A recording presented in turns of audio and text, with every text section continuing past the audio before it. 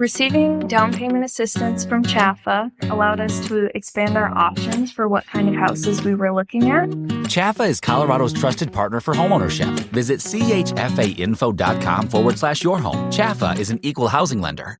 Welcome. The Pueblo Star-Journal and investigative reporters and editors present Life Inside the Childcare Gap. Life Inside the Childcare Gap is a production of the Voices of Pueblo podcast. This is Episode 2, Babies Down, Bottles Up, featuring co-founder Terrin Landry.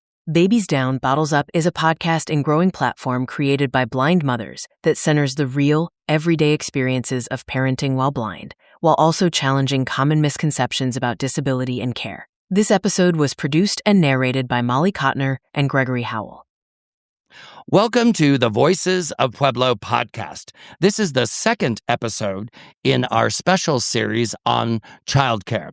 And we're very fortunate today because we've got a special guest to join Molly Cotner. But let me first give you a little bit of an introduction. Today's conversation is a special episode of the Voices of Pueblo podcast, connected to our ongoing investigative series, Life Inside the Childcare Gap. In that series, we've been looking closely at how systems of care are structured, where they fall short, and how families in Pueblo are navigating those gaps in real time. What we're finding is that much of this story doesn't live in policy alone. It lives in everyday experiences, in the decisions families are forced to make, and in the work advocates are doing to try to fill in what the system leaves behind. Today, we are joined by Terrin Landry, whose work is deeply connected to that advocacy here in Pueblo. She is a co-founder of Babies Down, Bottles Up, a podcast and growing platform created by blind mothers that centers the real, everyday experiences of parenting while blind, while also challenging common misconceptions about disability and care. This conversation focuses on the work they're doing, what Babies Down, Bottle Up is trying to accomplish, and why it's important to create space for voices and experiences that are often overlooked. And in future episodes, Terrin will join us again to share her own story, including her experience navigating childcare as a parent and a child with disability. I'm going to pass this over to Molly now. I oftentimes am referred to as the bus driver who gets these podcasts to their destination. So I'll be joining you again during this conversation. But for now, I'm going to pass you on to Molly and to Terrin. And I have to say, I just absolutely love this babies down, bottle up term. So I hope we get into the nitty gritty of how that came to be. So, Terrin, thank you so much for being here, and we appreciate you taking the time just to have this conversation with us. Oh, yeah. Thanks so much for having me. I'm so excited. I'm glad that there's just an audience to hear what we've been up to. So I want to start by grounding us in this work that you're doing and exactly what Babies Down, Bottles Up is, what you're doing with it, what your day-to-day looks like, what all of this is. Yeah, so we actually just started with a podcast with some blind mom friends of mine, and we just felt like it would be a fun thing for us to do to kind of let our hairs down. It was in the middle of the pandemic, and we felt like it would be nice to just hang out together, talk about the things that really only affect blind parents. So that is kind of how we started. It was a larger group of moms. It was actually 6 of us, and now it is 3. And it just kind of dwindled down because this group of us now, so it's myself, Lakeisha Holmes, and Jocelyn Sosa, and we became just really, really, really great friends. And we shared so much in common, but we also saw just this vision, no pun intended, because we are all blind. But we really wanted to change the way blind moms are viewed in society. We also want to help blind moms, blind parents, but particularly blind mothers. So we started tackling really big issues down to birth control, to bodily autonomy when you're giving birth, to how do you make a bottle if you can't see? How do you change a diaper? How do you pair clothing? So we really started addressing those things in our podcast. And then we thought, no, we're not done yet. So we started going to conferences where we can reach more blind parents on a larger scale. And we felt like still not enough. So then we have now created some digital resources for blind parents. And we hope that goes on to like hospitals and doctors' offices and social services and things of that nature. So we're always planning for the next thing and looking for that need and trying to close that gap of education for blind parents. And day to day, we are scouting out really amazing, incredible guests that have great stories to share. We are mostly taking lots of emails and feedback from our listeners and creating content and episodes that answer questions. So we do TikTok videos, YouTube videos, shorts, and reels, just anything that we can to kind of get information out there and bust myths in the community. I think I need to just say, like, as a mom myself, having even the fact that you all can do all of that while being parents is just incredible. I mean, how are you not so tired? And I know that's definitely not the most important thing we're going to talk about. But I think like being a mom and having children and then running this very robust and huge thing that you're doing that's so needed.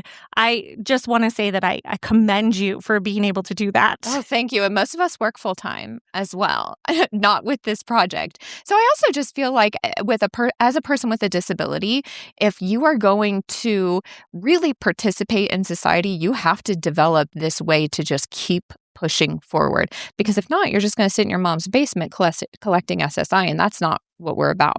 I love that. And I love the idea of this being woman run and woman powered, right? That we're seeing really strong women guiding the way. And I think that that's something so often we see missing in our society, but also just in this conversation of like, hey, we're having these important conversations and it's women driving these conversations. And I think that's so needed. Yes, I totally agree. I mean, we do a Mom of the Month series, and we have interviewed some incredible moms. And I'm like just thinking, wow, there are just so many incredible women out here, and I just want to talk about them all. Yes, absolutely. So I think I want to kind of go back just a little and really talk about why you think that there needs to be these spaces for moms, blind moms especially, to have these kind of conversations. Why is that important?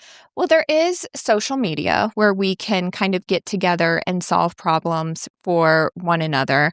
And there's like conferences for the blind that do happen like yearly.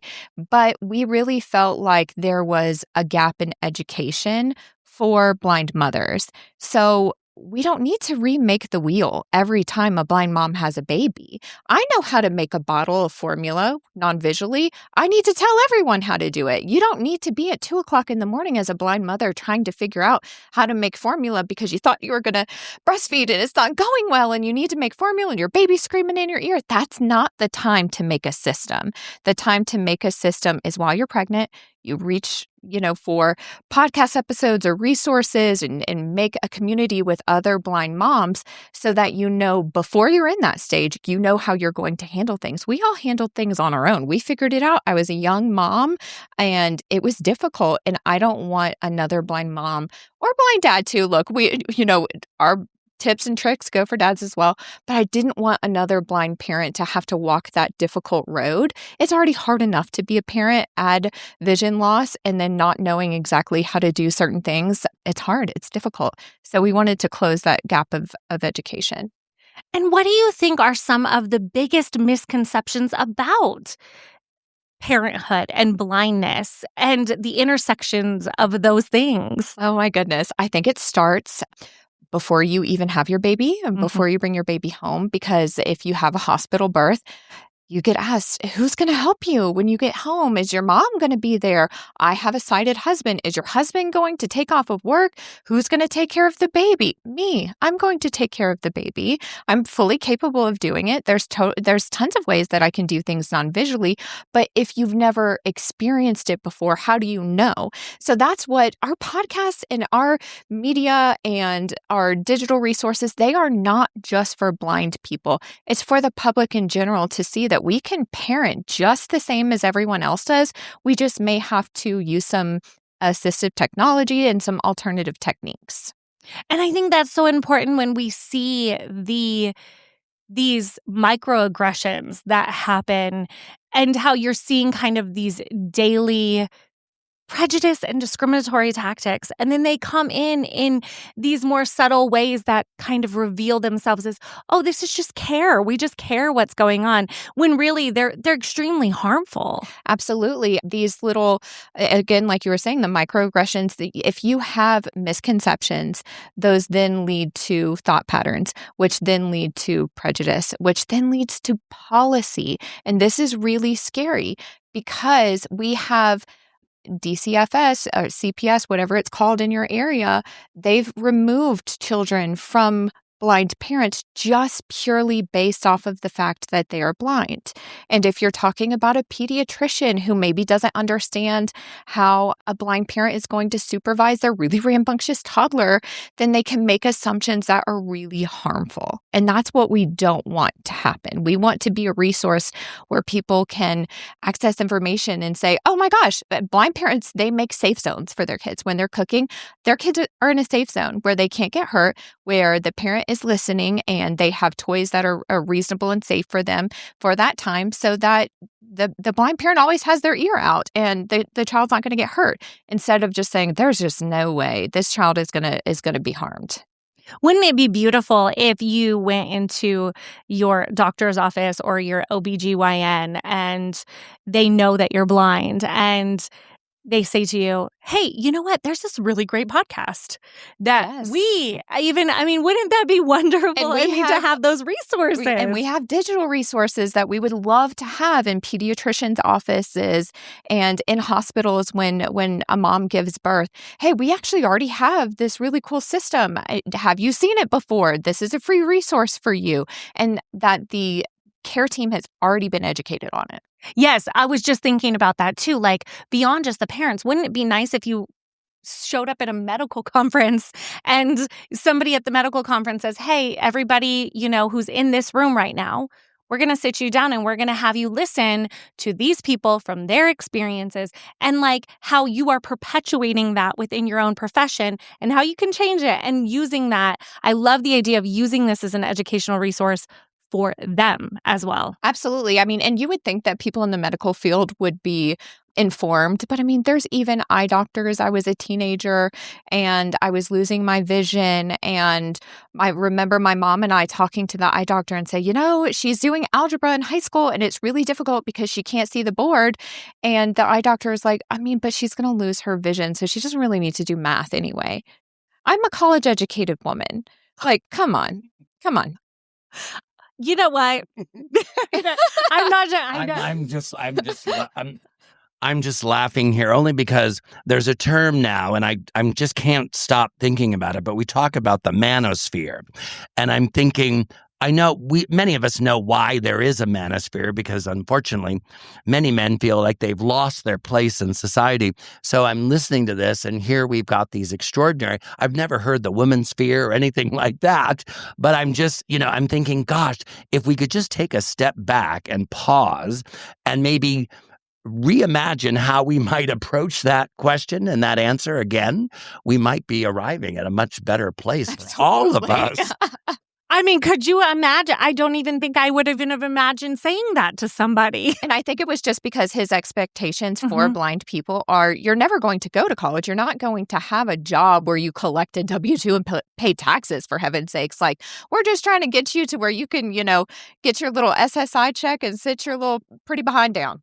And look at you now. Like, I mean, I think if in spite of people like that, we I just think describe like Terrin for just a minute. She's just absolutely sitting here. She's gorgeous. Thank you. You are such an educated woman and you're a powerful woman. And like, I don't know. Sometimes there's a little bit of petty in me, just enough to be like, we should just absolutely send this podcast to him. Oh, for sure. I have the way that we met is that I've been doing reporting on childcare in Pueblo. And it's why we're going to be featuring you in future episodes of this podcast. But, one of the things that I've come across a lot in all of this is how much care happens outside of these formal systems. And we're really talking about care. I mean, everything that we're discussing here today, I think, is a form of care. It's a form of care of particularly for very marginalized sets of groups of people.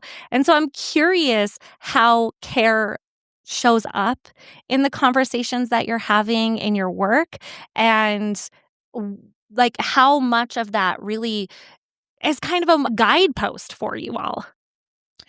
So as care, are you referring to childcare or just care in general? Maybe I'm thinking just care in general. Yeah, so I think we are really trying to, again, like just meet this need. Sorry.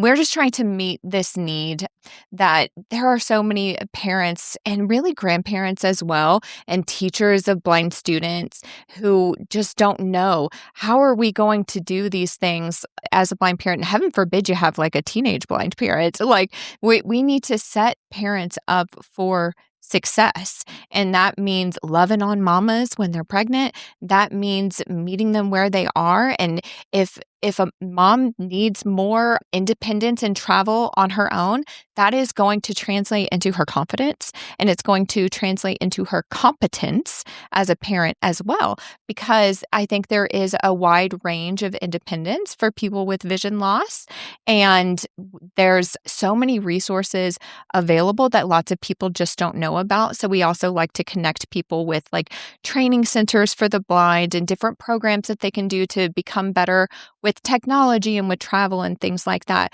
So I think for us, it's just we get lots of emails and correspondence via social media, and it's very tailored to each person, just loving on that person, meeting them where they're at, and trying to help them reach their fullest potential. And that is not set by society, because I think society has a very different idea of what blind women and blind people should be doing in general.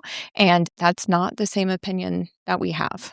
And a lot of times what I'm finding in all of this, I mean, just even in just our childcare conversations that we've been having in this newsroom and how people are defining care, is that these formal systems are created for a specific kind of person. Absolutely. And that care is derived and directed to that specific person. And so, does what you're doing get influenced by that breakdown in the formal systems? Absolutely. I mean, we've interviewed multiple people who have lost their sight later in life due to maybe illness or injury, and they are not given any resources on blindness education when they leave the hospital. They are just like, this is how you sign up for disability and Medicaid, and best of luck to you. And you potentially have lost your vision due to an accident, and you're having to now adapt. You had vision yesterday and now you have nothing. And how do you adapt to that with no guidance? So we've got people reaching out to us, hey, I bought a cane, but I lost my vision 2 months ago. How do I use this? And it's so frustrating that these people were not connected to the right social services in order for them to have access to vocational rehabilitation, which can help them with education and getting a job and becoming employed, and cane travel and technology and independent living skills, that these people are just trying to figure it out on their own. And this happens a lot, and it really very much happens in rural areas. I'm noticing that big time. When there's just the hospitals and the doctors, they don't have the education, like that wonderful eye doctor who I spoke about. So if that's your eye doctor and they just send you along your way, you think that your care team is going to put you in contact with the people that you need. And if they're not, then maybe nothing exists. And if you don't know, you don't know. That is so, I think this is so good for even us as we're sitting here, because I would have never thought. No, and the one thing that really is sticking with me right now is you said two words, that confidence and competence. I mean, those two things are so powerful, because if you are able to, given whether you were born without sight or whether you had an accident or an injury, when you are confronted with that situation, the two things that you're going to need the most are first confidence and then competence. And I've never really thought of it that way. I think I'm going to start looking at, especially because we're talking about marginalized communities, and whether you're talking about rural or urban, you're talking about people with sight, without sight, whatever the disability should be, it is going to take confidence and competence. And it's just those two C's. I mean, that just hit me like a rock on the head, and I think that's something, and I'm sure in your work, I mean, because you said it so beautifully, that's what you strive for. That's what you aspire, in everyone, that they have those two things, at least to get moving forward. Absolutely. And if we think about the unemployment rate, really the unemployment rate for blind people should be the same as it is for the general public. But over 70% of blind and visually impaired people are unemployed. And that is not of our desire. So I've been accused once or twice of being a little overly confident. And I think you just have to be. You have to peacock a little bit because I have to be the best. If I'm going up against a sighted counterpart for a job, I have to be the best. I have to be fast. I have to be better than they are in every way just because I am blind. Wow. And also being a woman and Yes. the intersections of that as well, right? Like we already are having to go up against, everything else just as women. And then also having that intersection of, what I really appreciate you so much about this is that as I'm sitting here and I'm learning from you, I'm realizing how much labor we ask of individuals who have disabilities or are blind or anything like that. We ask them to do the labor for us rather than us sitting down and really getting in there and saying, maybe I should learn some of this myself. Maybe. Right? I've had someone close to me, I asked them, hey, can I show you how to put an alt text? And alt text, if for anyone who's not aware, you can actually do kind of like this tag on photos on social media where if someone is using a screen reader, it will describe the photo. So I was like, can I share with you how to do this so that when you post pictures or when you send pictures, I know what's in them? And he just responded, that's not my problem. The fact that you can't see them, like you can just do that yourself. So and yet you were still willing to put the labor in to do that. Right. And then it was just an absolute refusal. Yeah. Because there are lots of people who just think, hey, that's your cross to bear. That's not my problem. I think we have a new policy that we need to have, because one of our big things too is accessibility for everyone. And that even needs to be defined even further, because I think for us, that's something that the Pueblo Star-Journal should consider. And I know that there is grant funding available. And since much of what we produce is for a sighted audience, knowing how we can convert our content so that it's actually accessible to those without sight, I think we have a new policy mission right now. And it's so interesting you say this, because when we created our blind parenting bundle, though we think we know a lot, we don't know everything. So we actually did hire an accessibility expert to make sure that everything was oriented properly, labeled properly, so that anyone using a screen reader or maybe someone who is colorblind or low vision, they can access that information really easily. And we've also been sponsored by accessibility groups as well. So I'd be happy to put you in contact with them. No, I think we need to. This is a perfect collaboration. And again, all of these people also disabled. And what I love about this is what this is all about, right? I mean, this is exactly what this is all about. Like the real time, real in-person conversations that we should all be having with one another, where we sit down with one another and we're like, man, even we we really tout ourselves as this very kind of advocacy journalism. And even we are recognizing, even in this moment, man, we have some holes that we have to fix. And you just don't know what you don't know. But the thing is like being open to, hey, I was, going through an article and I noticed y'all don't have alt text. Can we, explore doing that? This is wonderful. This is very exciting, I think.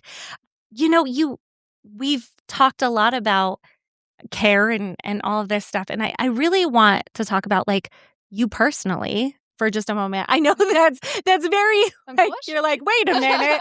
I did not think you were going to ask me about, personal stuff, but I just want to ask you, like, personally, what has this work meant for you. This is not easy what you're doing. This is hard work. This is hard labor.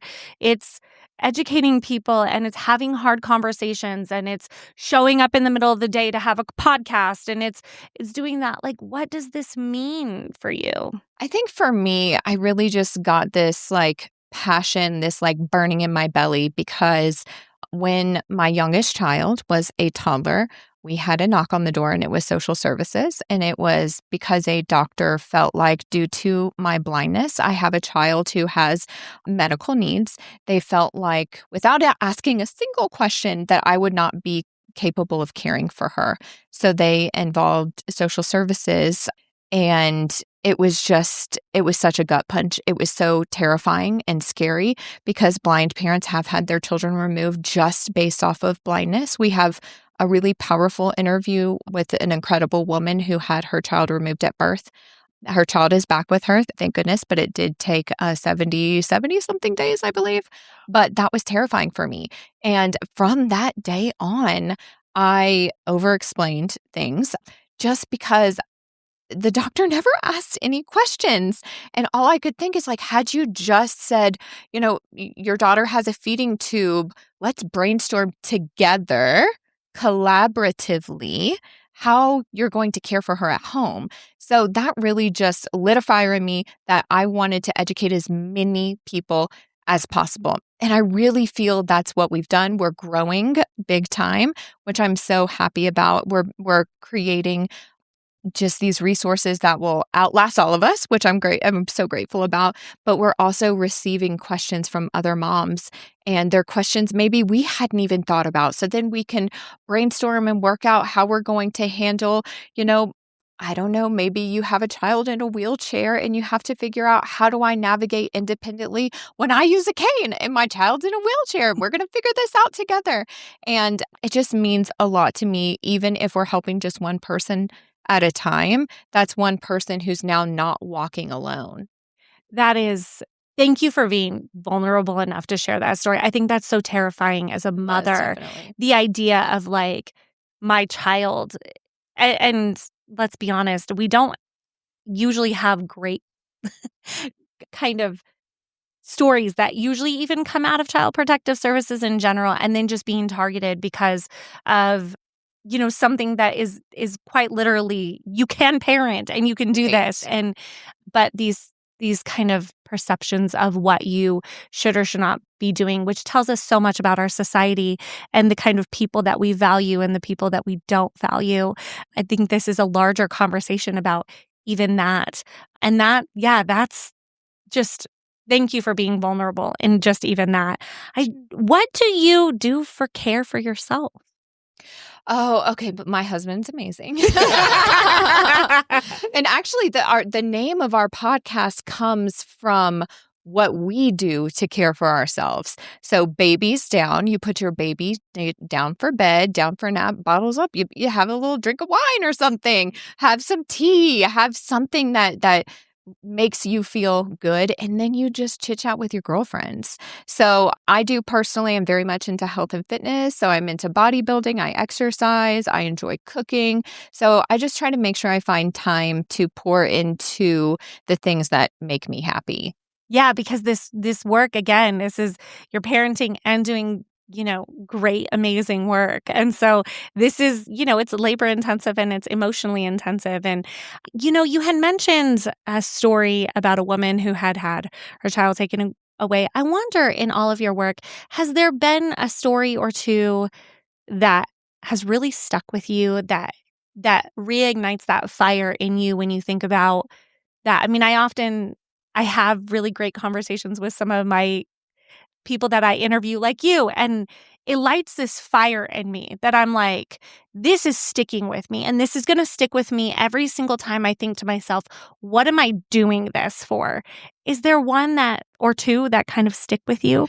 One that comes straight to mind is we have been corresponding with a lovely blind mom from South Africa, and she is in the process of immigrating here to the States.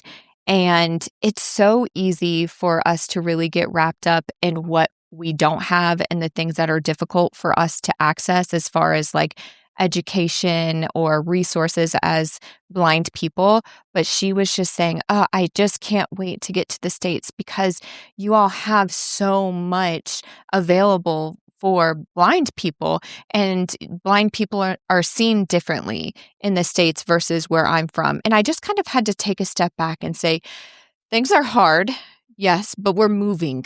We're in the right direction, and we are making differences. So there are some times I have to say, you know what? I do have my children, and I'm able to have a podcast where I can share with other people, and that may not be available and possible in all places around the world. So that really very much sticks with me. And I think it's just like all the incredible moms. I keep going back to just these amazing moms, but we've had moms that are skiers, that are corporate baddies, that have, 200,000 followers on social media. It's just, as women, I feel like we just have this fire in us sometimes. And it's just so amazing to see when people really do apply themselves, like what they're able to really do. And I love hearing about these people that may be kind of like on the fringe of society, and they're still able to like pull themselves up and make just an incredible life, even beyond incredible. And, we get this a lot. I can see and I don't do that. And I think it's just, again, as blind people, if we really want to participate in society, you really have to be above and beyond. Which it should just be okay to sometimes also be the mom who's like in your pajamas. For sure. And, which we should all do more of, the pajama wearing. Yeah. So I think for people who are in Pueblo, right, especially because even when I heard about this, I was like, whoa, this is really needed in Pueblo. We don't have these discussions in Pueblo often. So, what do you hope for Pueblo, for the community that you're existing in? I just hope that when I go to my oldest child's assembly at her school, that other moms talk to me. And it's not a big deal that I'm blind. You don't jump out of the way. I'm just a mom, just like you are. And I want to participate in the gossip as well.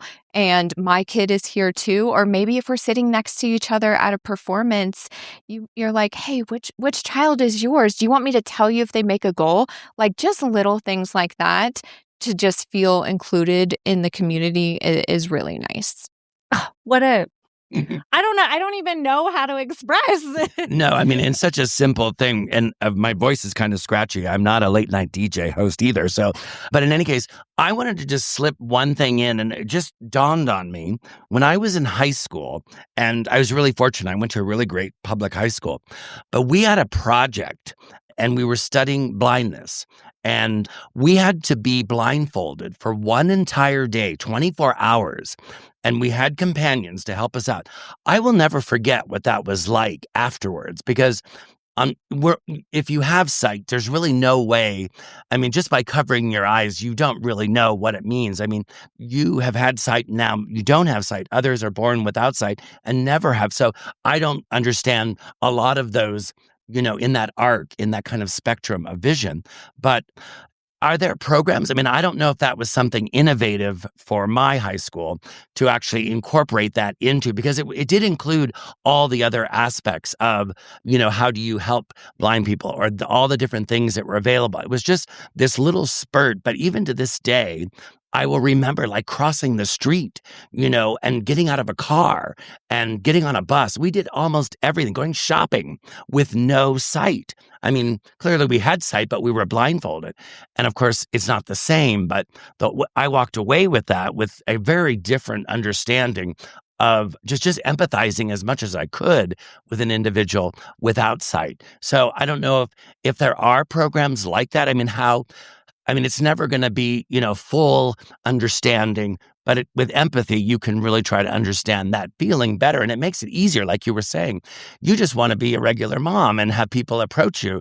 I think if others had just a better understanding of what it feels like to just be there as a mom, watching a game, like you just said, I mean, it would be really nice if a parent said, your daughter just scored a goal. For sure. I mean, I love that part of it. I mean, are there programs? Do people do that? I mean, I don't know, what's politically correct or not anymore. But I know I walked away with a completely different understanding of what it meant to have vision or not.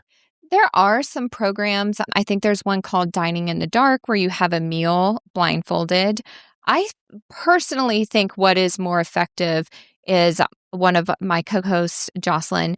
She participates in, Jocelyn, please don't get me if I say this wrong. I think it's called To Be Like Me. And they go to schools and colleges and they talk about the alternative techniques that they use. Because I think blindfolding is great and everything, but I think it can also be a little bit problematic because if you throw a blindfold on somebody and say, cook a meal, well, you don't have the skills to know how to do that.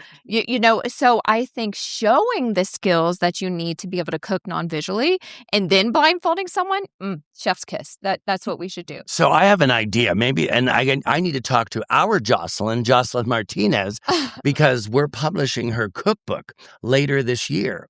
And one of the things that we're doing is we're doing public tastings. I would love to do a whole series, a whole recipe where we actually do talk about that. I mean, I think that would be really fun to actually flip the model and actually do it from a completely different perspective. Absolutely. I just throw that out without asking any permission. But I love the idea that, maybe it is just we need to look at things from a different perspective, a different angle. And on YouTube, if you search The Blind Homemaker, you can find me making a whole bunch of recipes non-visually. Oh, this is in my kitchen. Well, I think we have another project right there. I know. You're just bringing everything out. Well, your Jocelyn and our Jocelyn are both sitting on the other end being like, what are they signing us up for? Right. I know she would love it. Congratulations. But I think that this is such an important conversation. I mean, how are we educating the public? How are we recognizing these systemic failures? How are we showing up together too? I think that this is really a community conversation. If we're talking about inclusion and we're talking about wanting to bridge gaps between people and we're looking at one another, especially in very divisive times, these are the moments that we can do that. These are the moments. And the public is so well-meaning. It's just you don't know what you don't know. So if you don't know how to help someone who's blind, you could end up causing harm unintentionally. Like if you think if I'm crossing a street, I'm very competent to cross a street completely on my own.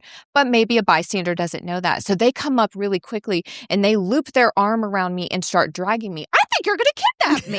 I'm going to hit you. And then when I'm like, oh God, please don't touch me. Let go of me. Then it's all of a sudden, I was just trying to help. You don't have to be so rude. But you wouldn't grab any other person. Or if I'm going through the airport and TSA just grabs me by my arm and starts yanking me and then they get mad that I'm displeased by that. So maybe just educating people on how to help in ways that are helpful. I love that you said that. I will say I do not want to go off on a tangent, but I could easily go off on. I was gonna say we've had so many. I just wrote an article for my sister who has Down syndrome, and what you said to me just reminded me the other day. We were in the store, and she went to go grab some tea or something, and this grown man came up to her and was like, "Hi, honey," and started rubbing her back. Oh, and my sister said, "Oh," and she tried to walk away from him, and he was he looked at her and he's like, "Oh, honey, I'm not doing any, I'm so sorry." And she just ignored him, and he kind of looked at her like she was rude. And I was like, "You are so lucky, sir, that right. I did not." I think we're also infantilized in a lot of ways. I have a very high IQ. You don't have to baby goo goo gaga me. Do not stop. have to. And yes, and again, we can, it's crazy. I can actually talk to you at a sporting event, and that would be, what a small thing. But I think that these are the conversations that get uncomfortable. But my belief is that why do they have to be uncomfortable? Because it makes a person who has vision feel uncomfortable. Well, the world's made for you, so you'll be fine. Yes, I'm uncomfortable all the time. It's fine. Yeah, exactly. And I think we can start with our kids. If your kid is staring at me because I have a cane, encourage them to say, "Hey, go up and ask, what does she use that for?" I don't mind. I know I'm blind. You're not going to tell me I'm blind for the first time right now. I already know. So it's not going to hurt my feelings if your 4-year-old comes up and is like, "Ma'am, what's that stick for?" Oh my gosh, I would love to tell your 4-year-old about it. Yeah, I love this. It's not shameful. I know. Yes. And also, and again, these like weird ways in which we act like these are somehow Like secretive, taboo, which reinforces the idea that they are somehow taboo, right? Amen. And when children, especially, like you said, I love that idea of like, just come ask me. I do know. Absolutely. I'm aware. So you are expanding like big time. What started as this podcast between these incredible women, now you all are getting together toolkits and, like you said, going to conferences. And I want to know, you're probably like, Molly, just let me do what we're doing now. But what's next? Oh my gosh, I'm always thinking about what's next. Okay. So we have a blind parenting bundle where we have toolkits that are quick checklists. So like making a safe zone, emergency planning, things of that nature, and like infant care. And then we have our blind parent guide, which is part of the bundle, where it goes really in depth on how to really create and implement those systems. But we also have a desire to create trainings for like medical providers where we can go in and teach them about blindness, teach about alternative techniques. We also have the desire to do workshops where we have blind parents come in for 2 or 3 days and we do blind parent boot camp. We're changing diapers. We're organizing diaper bags. We're doing homework. We're creating systems in our homes that work for us, not against us. We're pairing outfits. We're talking about how do you keep your teenagers safe on the internet? And we're hitting all of these topics in a really condensed period of time and giving you the resources so that you can go home and be ready to go. We also have had lots of parents reach out to us saying, unfortunately, I'm going through a divorce or a custody issue. My co-parent is sighted, and they're trying to say that they need primary or sole custody because they are sighted.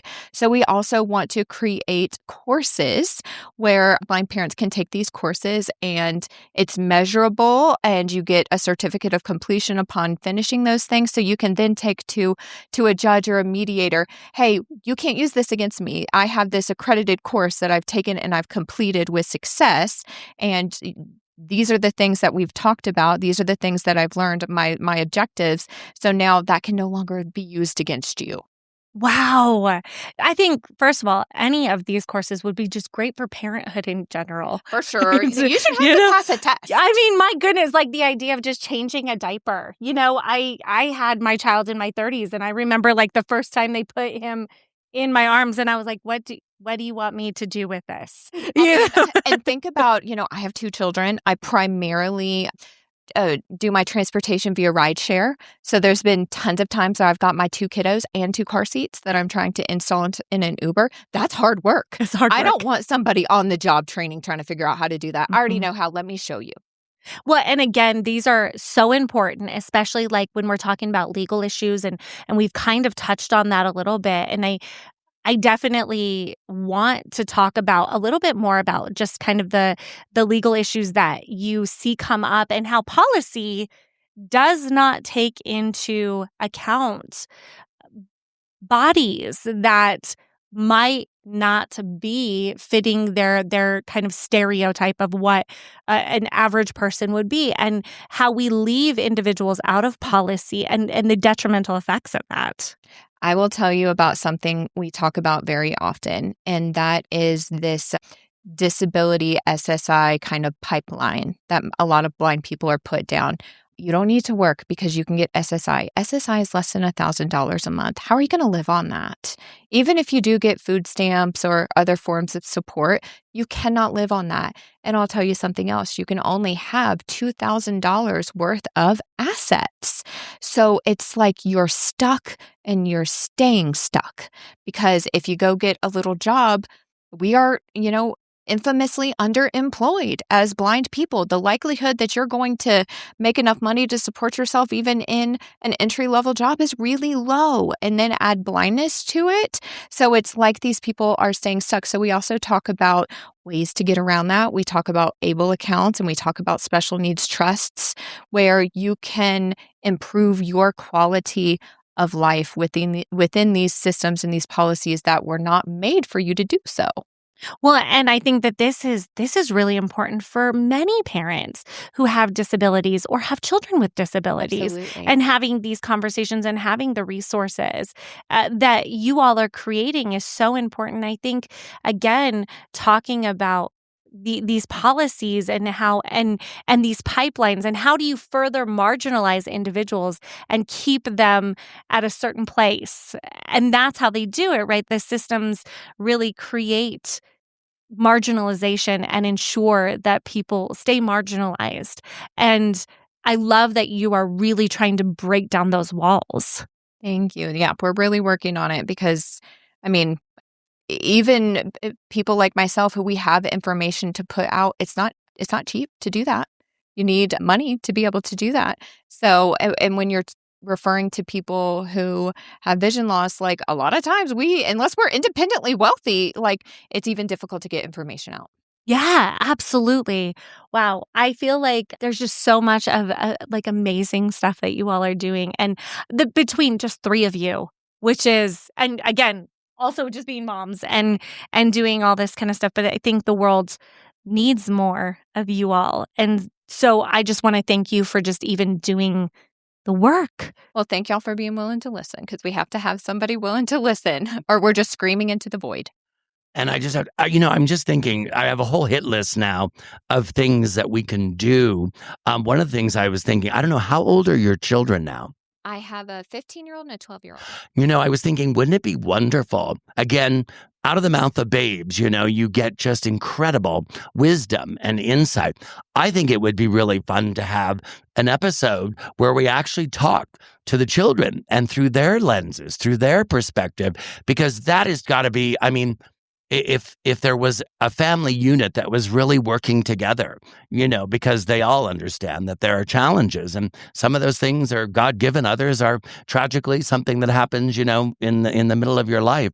But I think children have such a beautiful way of making things so simple and so poignant. And that might be a really fun way for us to look at. Since we're talking about the childcare gap, maybe we have some of the children in the childcare gap and just talk about, how do you deal with really simple situations? You've already highlighted and pointed out some situations where, I'm still visualizing the soccer field, and just the fact that a parent can come up to you and say, do you want me to tell you when your daughter or your son actually scores a goal? It wasn't even registered, but it's such a simple thing, and it just makes that whole meaning. Because sports with kids is so overwhelming to begin with. Gosh, the competition at every level. So, I just think that would be really fun to do sometime. And kids are so smart. Like my children, before they were even old enough to understand that I couldn't see, they knew, like, if they wanted to show me something, they needed to come put it in my hands. Before they could even talk, they knew this. I don't know how, but they just did. And now, we bring them on, and especially, the teenagers, like, it's just my mom. It's just my mom. Well, maybe been that way. And maybe we get the children actually to do the whole podcast themselves. Doing the Q&A, and maybe amongst the three of you, how many children are there? What are their ages? That might be a really fun way, because I don't think I've ever heard anything like that before, where I'm sure it exists somewhere, but perhaps not in this context. But it would be wonderful to actually have children, of parents who do not have sight, to understand really, because like you said, they just know, before they can even talk, before they can verbalize, they know that there is a situation that requires them to do something that would otherwise never even be considered, because sight is such a kind of an assumed, gift that we have. For sure.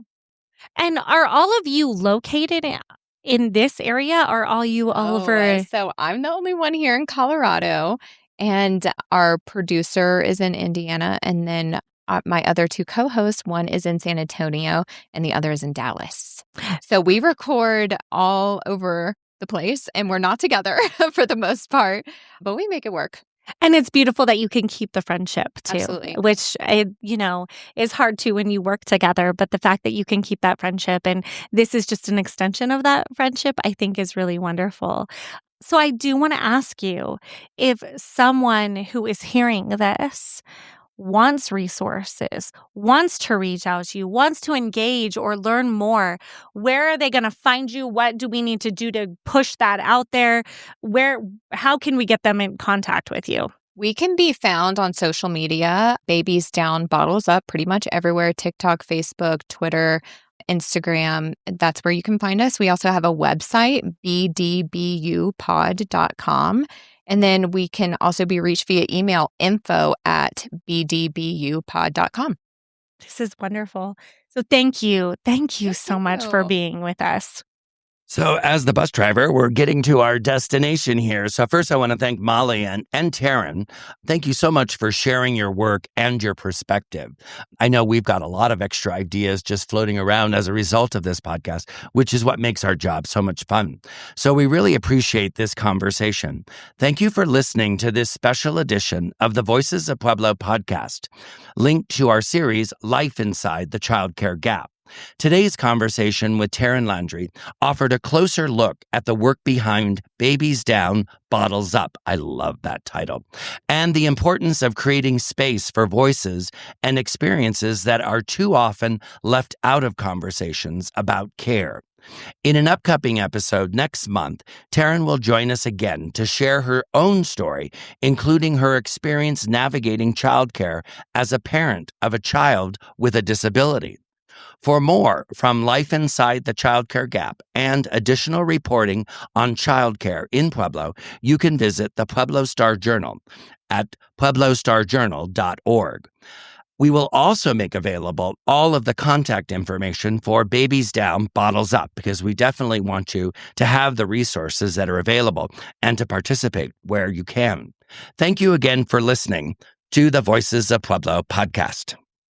You've been listening to Life Inside the Childcare Gap, Episode 2, titled Babies Down, Bottles Up, an investigative series by Molly Cotner. This is a production of the Voices of Pueblo podcast, presented by the Pueblo Star Journal and investigative reporters and editors. This episode was produced and narrated by Molly Cotner and Gregory Howell. To learn more and to support nonprofit local news in Pueblo, Colorado, visit pueblostarjournal.org. If you would like to share your childcare story, reach out to Molly at childcare@pueblostarjournal.org. We want to hear from you. Thank you for listening. Homeownership is possible with a trusted partner. It brings us a lot of joy to be able to say that this house is our own and that we've poured our hearts into making it our own. Alyssa and Ryan are among the more than 155,000 people Chaffa has helped become homeowners since 1974. It starts with homebuyer education and connecting you with a statewide network of participating lenders. Get started at chfainfo.com/yourhome. Chaffa is an equal housing lender.